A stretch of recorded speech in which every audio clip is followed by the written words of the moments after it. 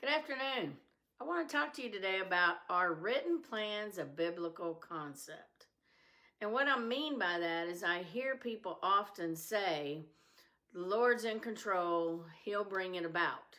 So I wanted to ask, does God expect us to plan? Like where in the Word does it talk about planning, if ever? So we've been talking about how to bring about our dream, our purpose, our life purpose now for over 2 months. And we've talked about how to write down the barriers, and we've talked about how to think through the barriers. The seed that God planted in you that you really want to do, but you can't find a way to get it. Number one, knowing that it's God's seed is fabulous, because that stops us many times. So we want to get to that, and we've heard talking about life purpose and how to identify it. So if you've already identified it, that's more than half the battle.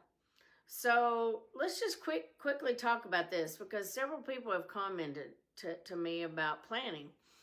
So I wanted to talk to you guys about it. So should we have a written plan describing the details of our desired path, how we think we're going to get there, the finances, the require, whether it's a product or service? Well, let's see what the Bible has. I'm going to read to you from Proverbs 15:22. Without counsel, plans fail, but with many advisors, they succeed.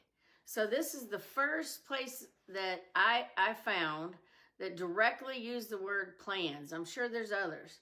But this section of what the writer is talking about really caught my attention.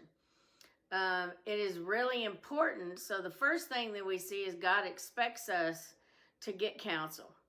And it's really important to choose the right people to get counsel from that follow God and the Holy Spirit. So what I mean by that is, if you wouldn't ask advice of somebody, then I wouldn't go to them about your plan.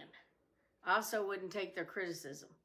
So go to somebody that you know is trying to follow God's will in their life the best that they can, and somebody that's of the Word.